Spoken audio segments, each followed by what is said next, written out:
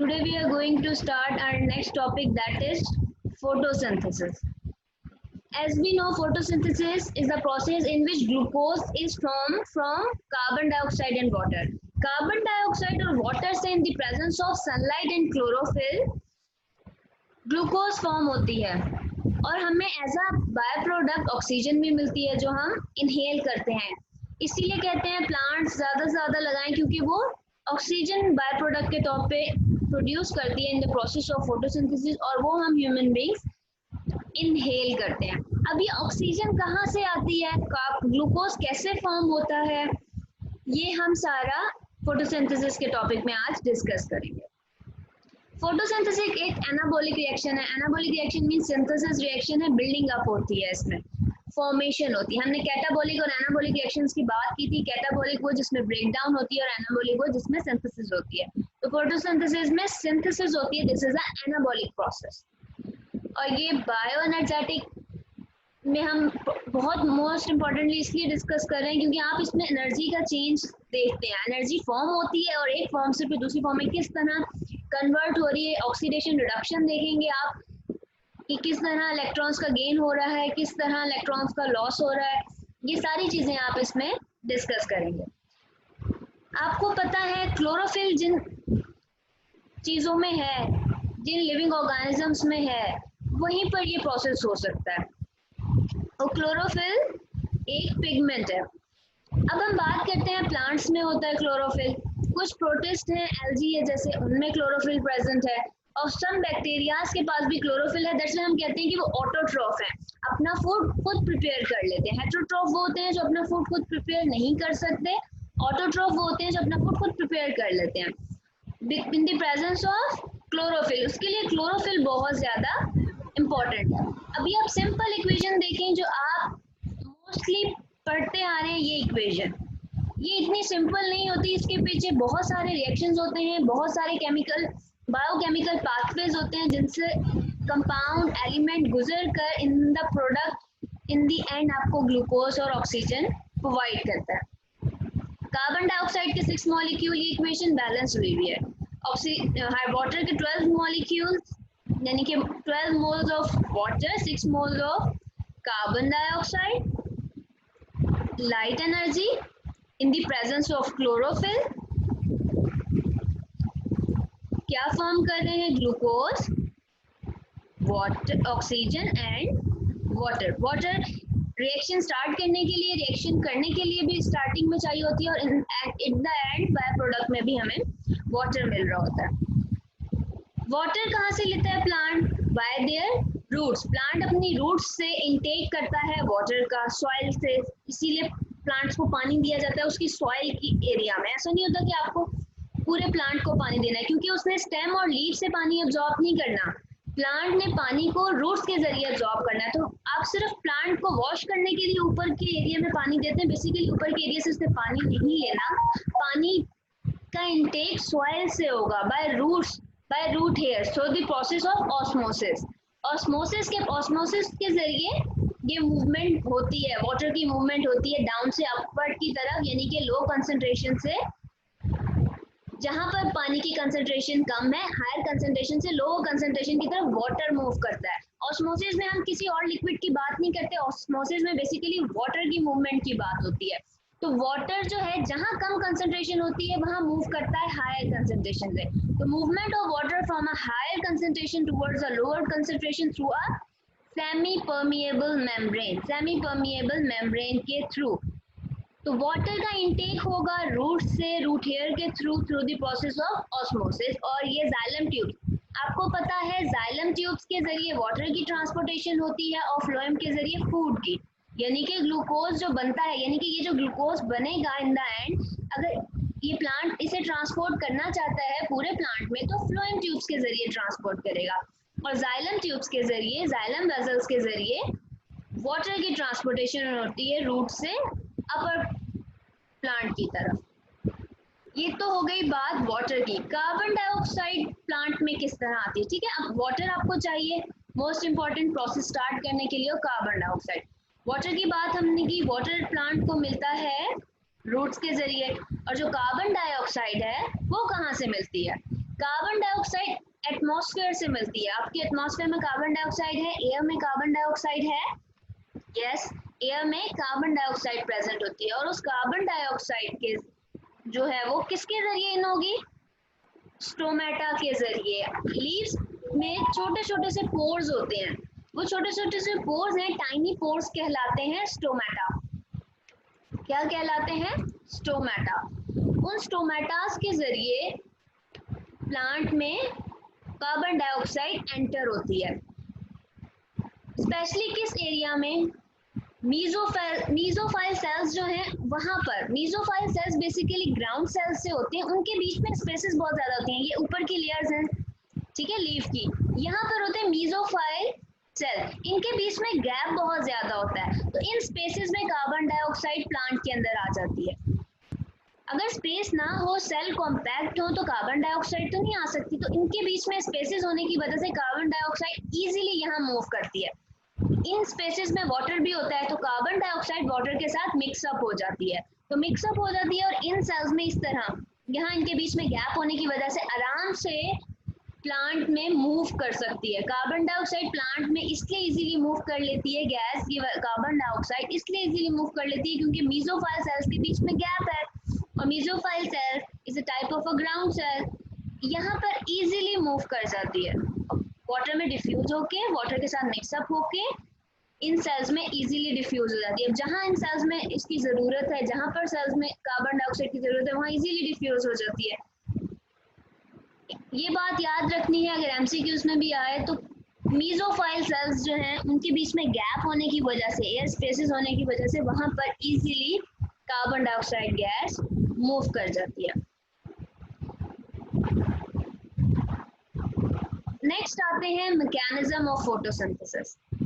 मैंने आपसे कहा 2 फेजेस में होता है फोटोसिंथेसिस का प्रोसेस, एक होता है लाइट रिएक्शन और एक होता है dark reaction. First one is light reaction and the second one is dark reaction. Light reaction and the second one is dark reaction. Light reaction means light dependent reaction और dark reaction means light independent reaction. Dark reaction को Kelvin cycle भी कहते हैं, dark reaction को Kelvin cycle भी कहते हैं। Light reaction में ऑक्सीजन बनती है, ऑक्सीजन जो हम इनहेल करते हैं, और डार्क रिएक्शन में ग्लूकोज फॉर्म होती है, जो प्लांट्स का भी फूड है और हमारा भी फूड है। डार्क रिएक्शन में ग्लूकोज की फॉर्मेशन होगी, लाइट रिएक्शन में ऑक्सीजन की जो हम इनटेक करते हैं, जो हमें ब्रीदिंग के लिए चाहिए, जो ऑक्सीजन प्लांट्स को भी चाहिए रेस्पिरेशन के लिए। लाइट रिएक्शन की सबसे पहले बात करेंगे।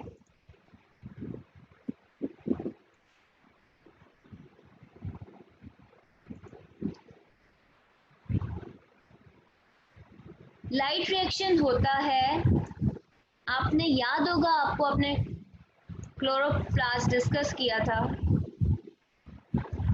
क्लोरोफिल में आपने देखा था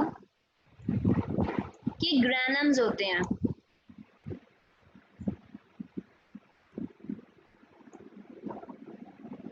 इनका सिंपल सेट एक कहलाता है थाइलाकॉइड।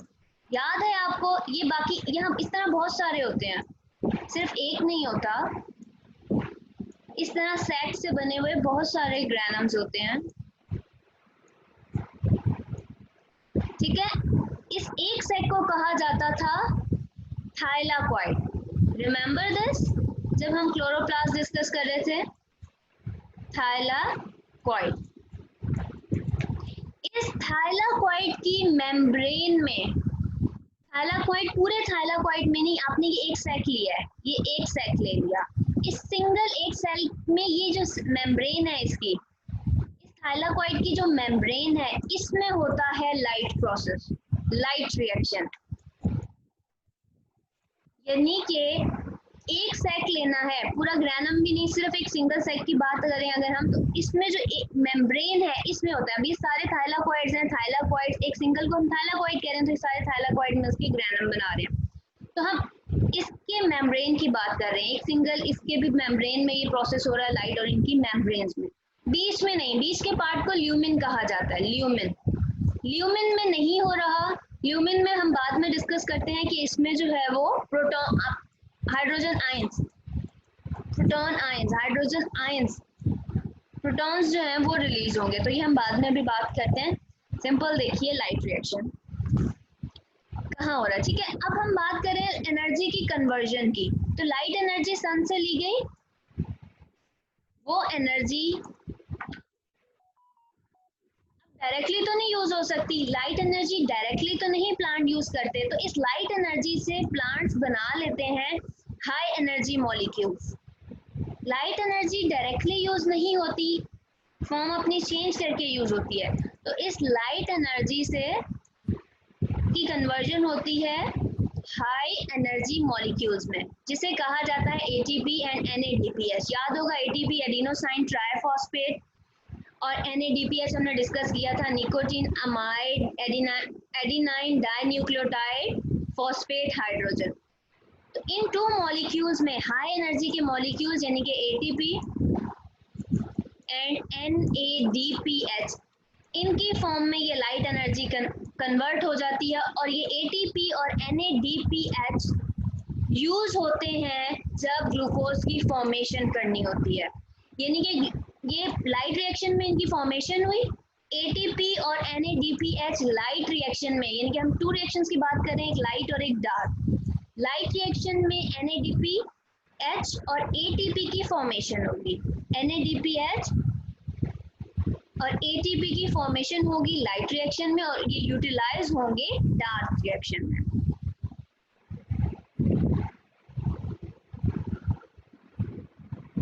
इस फिगर में आप देखिए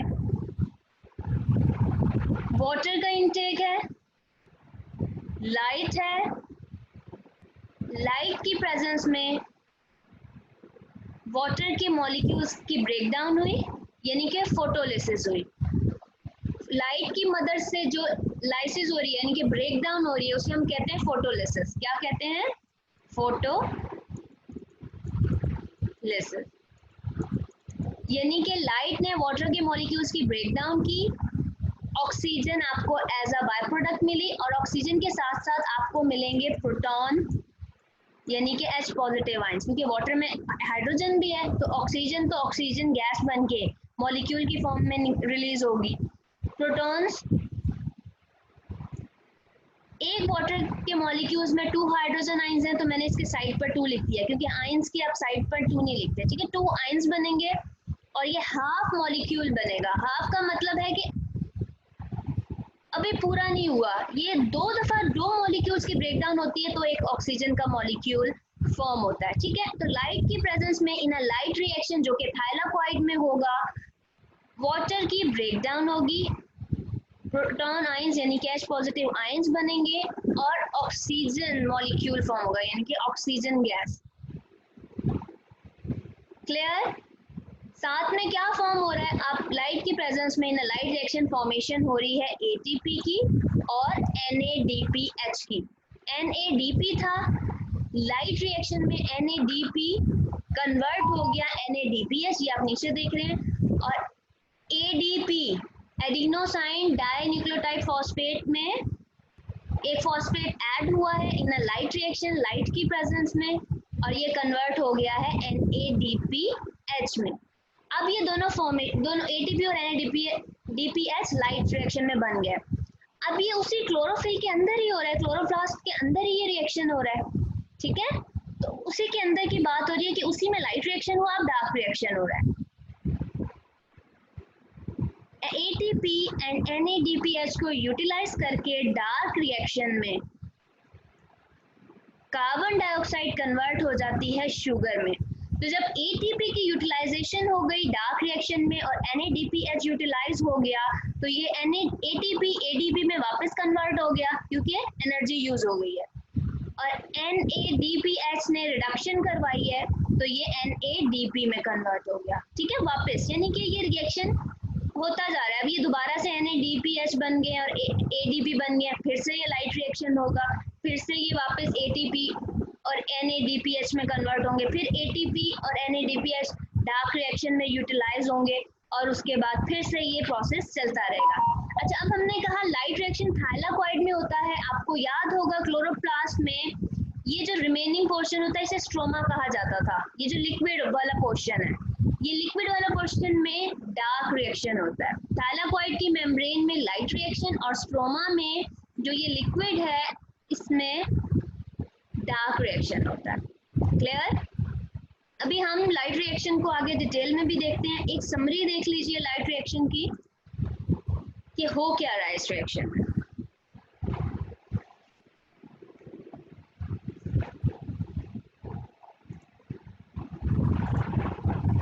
जी, summary of the events of light reaction. अब इन पॉइंट्स को वन बाय वन आप एक तरह से मेमोराइज कर लीजिए ताकि आपको नेक्स्ट स्टेप में समझने में इजी हो।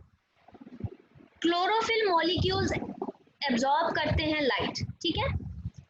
क्लोरोप्लास्ट में क्लोरोफिल मॉलिक्यूल्स हैं, ऐसा ही है, ठीक है, समझिए। क्लोरोप्लास्ट में क्लोरोफिल के मॉलिक्यूल, इन्होंने लाइट एब्जॉर्ब करनी है।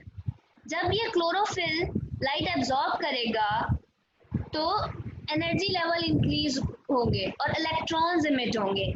यानी कि एनर्जी लेवल इंक्रीज होने का मतलब है इलेक्ट्रॉन्स जंप कर रहे हैं, ग्राउंड स्टेट से हायर स्टेट की तरफ, एक्साइटेड स्टेट की तरफ मूव कर रहे हैं। एनर्जी जैसे ही मिल रही है क्लोरोफिल के मॉलिक्यूल को तो उनमें उनके जो एनर्जी लेवल्स हैं उनमें एक्साइटमेंट शुरू होगी। एक्साइटमेंट मीन्स कि इलेक्ट्रॉन्स मूव करना शुरू हो गए, ग्राउंड स्टेट से एक्साइटेड स्टेट पर जाने लगे हैं।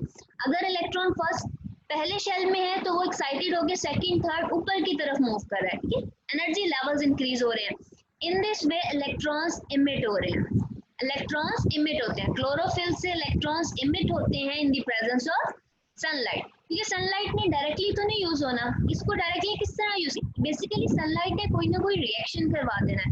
वाटर की ब्रेक डाउन करवा रहा था तो हम कहते हैं फोटोलिसिस हो रही है, वाटर को लाइट ब्रेक डाउन करवा रही है और ऑक्सीजन फॉर्म हो रही है।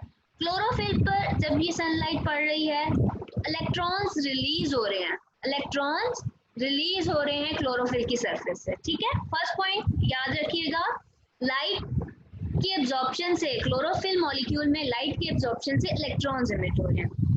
जो इलेक्ट्रॉन्स इमिट होते हैं, अब ये जो इलेक्ट्रॉन्स इमिट हुए हैं इन्होंने मूव कर जाना है इलेक्ट्रॉन ट्रांसपोर्ट चेन के जरिए, मूव करना है और फॉर्मेशन करनी है एटीपी की।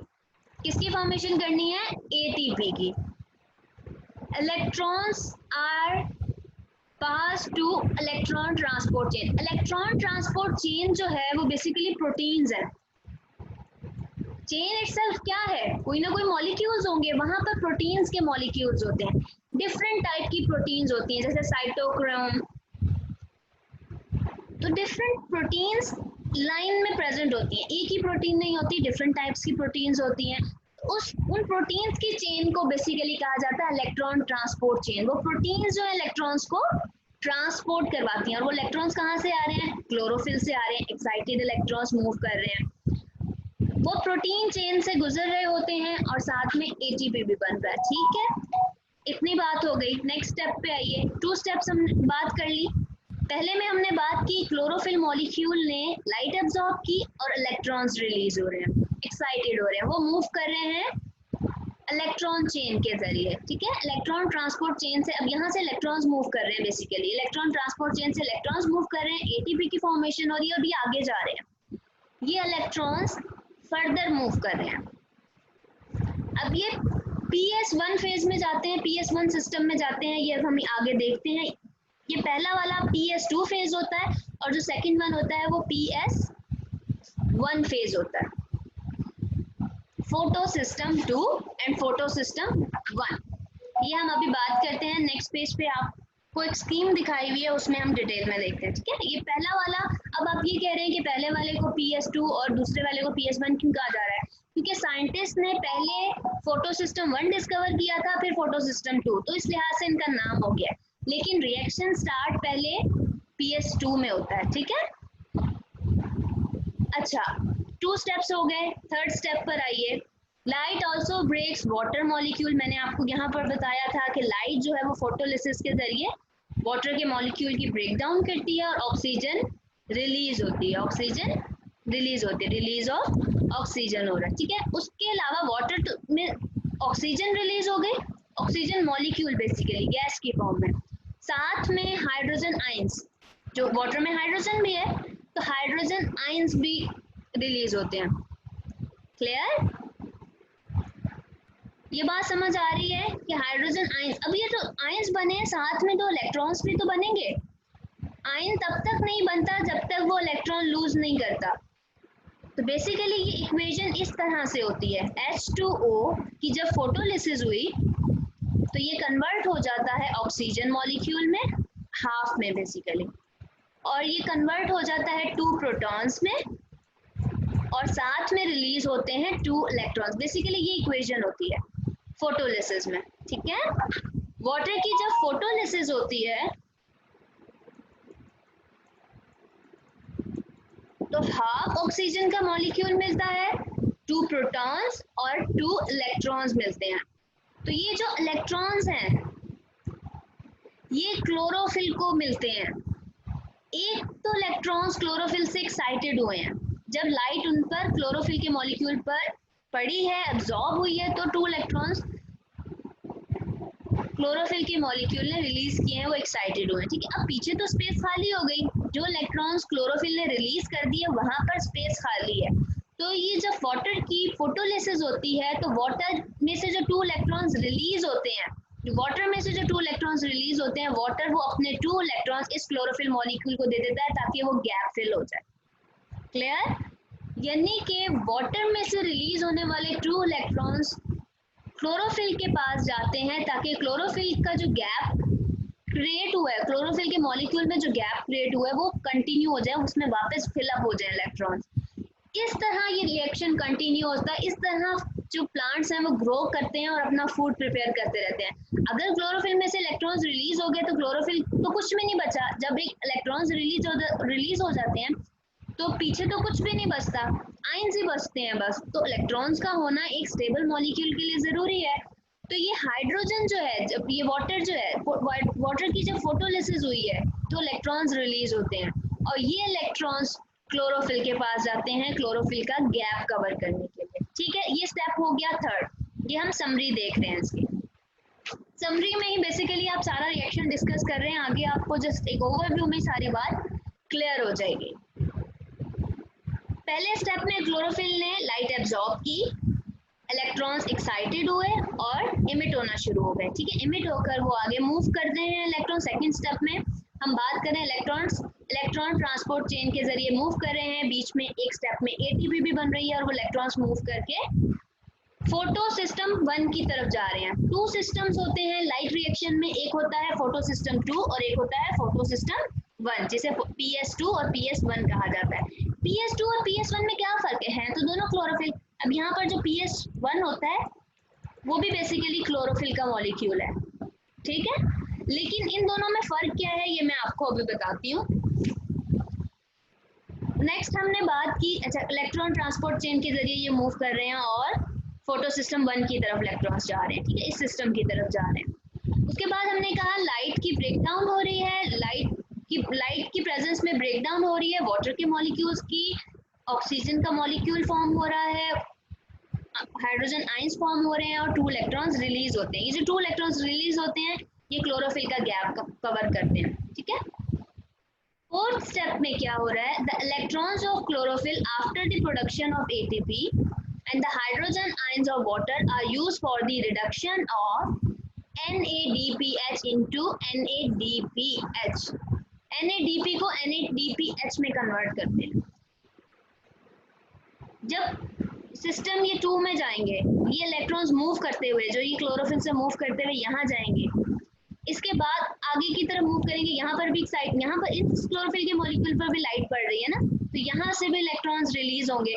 ये इलेक्ट्रॉन्स और जो ये वाटर के हैं प्रोटॉन्स, दिस वन, ये जो वाटर के, ये जो PS1 PS2 में यहाँ पर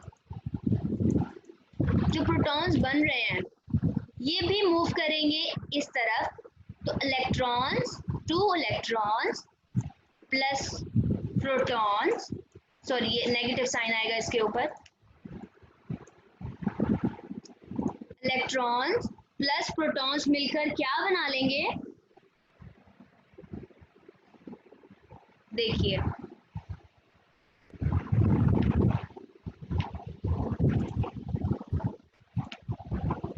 ये इलेक्ट्रॉन्स ये मूव कर रहे हैं, यहाँ क्लोरोफिल पर भी लाइट पड़ेगी, यहाँ से फिर चेन कंटिन्यू मूव कर रही है। इलेक्ट्रॉन्स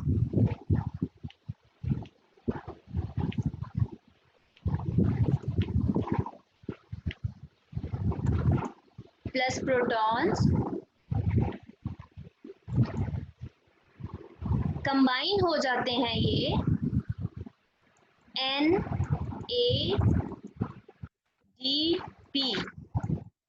मॉलिक्यूल के साथ, ठीक है। इसके पास हाइड्रोजन नहीं है, सो दैट मीन्स ये इलेक्ट्रॉन और ये हाइड्रोजन का आयन मिलकर इसकी रिडक्शन करवा देंगे। तो प्रोडक्ट में क्या मिलेगा? NADPH। NADPH। Is that clear? अब आपने देखा कि एक लाइट रिएक्शन के अंदर ATP भी फॉर्म हो गया और NADPH भी। ATP तब फॉर्म हुआ जब इलेक्ट्रॉन्स मूव कर रहे थे इलेक्ट्रॉन चेन से। इलेक्ट्रॉन चेन्स बेसिकली प्रोटीन्स हैं, तो ATP फॉर्म हो रहा था, ठीक है। और NADPH का फॉर्म हुआ जब PS1 में जाएंगे इलेक्ट्रॉन्स। PS अभी हम नेक्स्ट पेज पर देखते हैं, आपको ये PS2 और PS1 और क्लियर हो जाएगा। Photo system 1 and photo system, अब ये photo system 1 and photo system 2 ये दोनों सिर्फ अभी लाइट रिएक्शन की बात हो रही है, सिर्फ लाइट, अभी डार्क पर हम नहीं आए, ठीक है। लाइट रिएक्शन में ये दोनों चीजें फॉर्म होनी है, लाइट में ये फॉर्म होंगी और डार्क में ये यूटिलाइज होंगी, ठीक है। ये दोनों चीजें हम लाइट में फॉर्म करेंगे। बेसिकली लाइट रिएक्शन में एनर्जी मॉलिक्यूल्स फॉर्म होते हैं, यानी कि ATP और NADPH, और ऑक्सीजन जो हम इनहेल करते हैं वो फॉर्म होती है, ऑक्सीजन मॉलिक्यूल। फिर PS1 फेज में जाकर NADPH फॉर्म होता है, NADPH यानी कि NADP की रिडक्शन होती है PS2 में। 2 फेजेस होते हैं, PS2, photo system 2 and photo system 1। Summary clear? अब हम स्कीम की तरफ आते हैं। ये देखिए, this is PS2 photo system 2, this is PS1 photo system 1। Photo system 1 भी क्लोरोफिल का मॉलिक्यूल है, फोटो सिस्टम 2 भी क्लोरोफिल का ही मॉलिक्यूल है। क्लोरोप्लास्ट में एक ही तो क्लोरोफिल का मॉलिक्यूल नहीं होता, बहुत सारे मॉलिक्यूल्स होते हैं, तो ये एक चेन फॉर्म होती है, ये कंप्लीट रिएक्शन होता है। बात करते हैं, इस स्कीम को कहा जाता है Z स्कीम, क्योंकि ये इस एक साइड से देखें तो ये Z की तरह है, ठीक है। वैसे आप सीधा देख रहे हैं तो आपको N सा लग रहा है, लेकिन बेसिकली इसे Z स्कीम कहा गया है क्योंकि ये Z बन रहा है, ठीक है। इसे कहा जाता है Z स्कीम। ये हमने कहा फोटो सिस्टम 2 है और ये है फोटो सिस्टम। अब मैं जब से फोटो सिस्टम 1 और फोटो सिस्टम की बात कर रही थी वो बेसिकली ये बात थी, क्लोरोफिल का एक मॉलिक्यूल और क्लोरोफिल का दूसरा मॉलिक्यूल। मैं इलेक्ट्रॉन ट्रांसपोर्ट चेन की बात कर रही थी, यहाँ पर बेसिकली प्रोटीन्स होती हैं।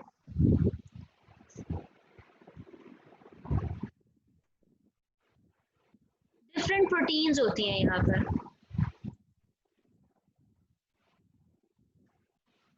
ये प्रोटीन्स जो हैं ये चेन्स बना रही होती हैं, इलेक्ट्रॉन ट्रांसपोर्ट चेन यहाँ पर प्रोटीन्स बना रही होती हैं।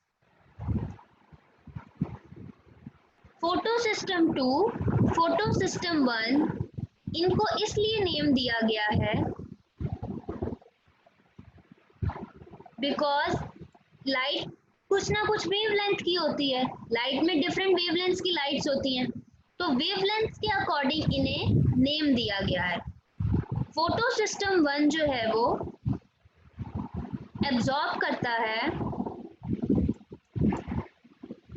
Shorter wavelength of light such that 680 sorry photo system, हाँ ठीक है, 1 जो है वो लॉन्गर वेवलेंथ करता है, दैट इज 700 नैनोमीटर।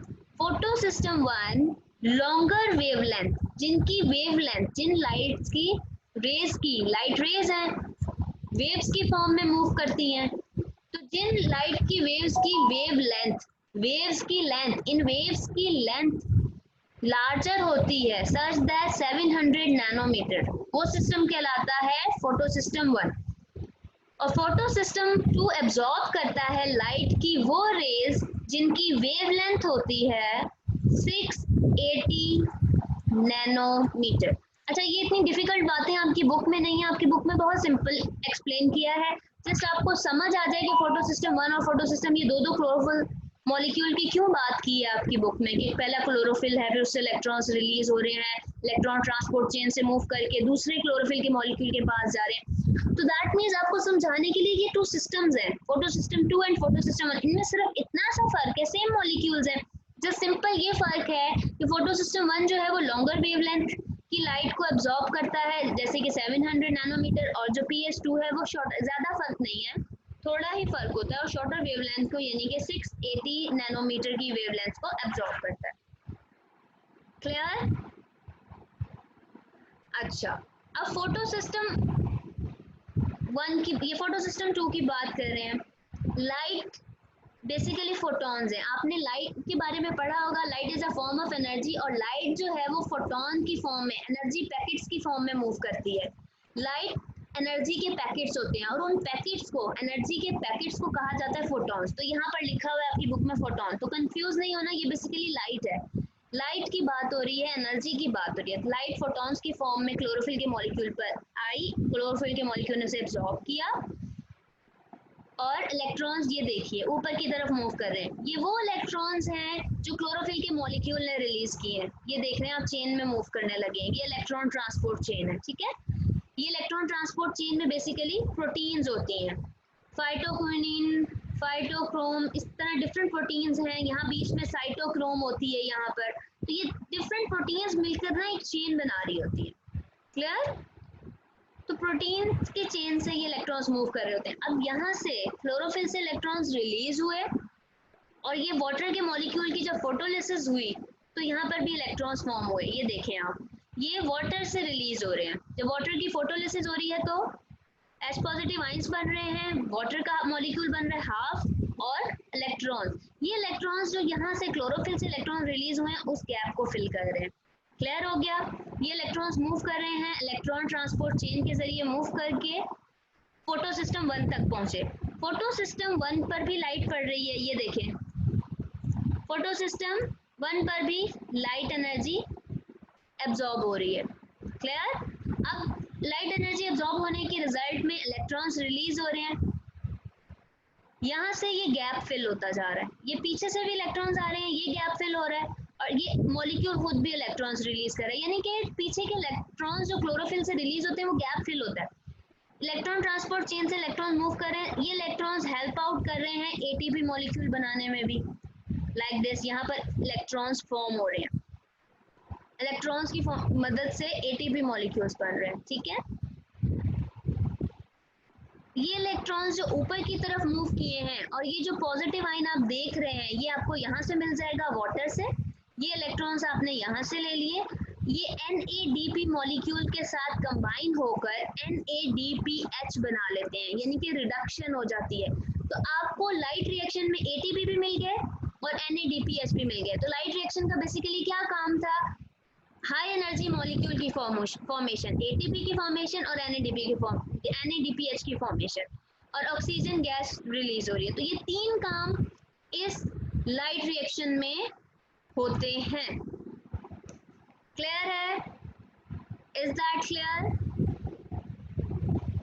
ATP की फॉर्मेशन इतनी सिंपल नहीं होती, बेसिकली यहाँ पर जो प्रोटीन्स होती हैं वो बाहर से भी H पॉजिटिव आयंस को ले रही होती हैं, और वाटर ने भी H पॉजिटिव आयंस रिलीज किए होते हैं। तो H पॉजिटिव आयंस जो बाहर से आ रहे हैं और H पॉजिटिव आयंस जो वाटर के मॉलिक्यूल ने रिलीज किए हैं, उसकी वजह से थाइलाकॉइड के अंदर प्रोटॉन्स की कंसंट्रेशन बहुत ज़्यादा हो जाती है। तो ये प्रोटॉन्स की concentration basically ATP synthase enzyme के थ्रू थाइलाकॉइड से बाहर निकल जाती है, थाइलाकॉइड से बाहर जाकर ये ADP को ATP में कन्वर्ट करवा देती है। इतनी कॉम्प्लिकेशन में ना जाएं, क्योंकि आपकी बुक में बहुत सिंपल कहा गया है कि इलेक्ट्रॉन ट्रांसपोर्ट चेन से इलेक्ट्रॉन्स मूव कर रहे हैं और ATP की फॉर्मेशन हो रही है। ATP की फॉर्मेशन बेसिकली प्रोटॉन की कंसंट्रेशन की वजह से होती है। कंसंट्रेशन ग्रेडियंट हेल्प आउट करता है ADP को फॉस्फेट के साथ अटैच करके ATP में कन्वर्ट करने के लिए। तो हम सिंपल बात करते हैं कि इलेक्ट्रॉन ट्रांसपोर्ट चेन जब यहाँ से मूव हो रही है तो इसके मिड में एटीपी की भी फॉर्मेशन होती है। नेक्स्ट हम बात करेंगे डार्क रिएक्शन की। मैं मीटिंग दोबारा कंटिन्यू कर रही हूँ क्योंकि 1 मिनट रह गया है और ये एंड होने लगी है।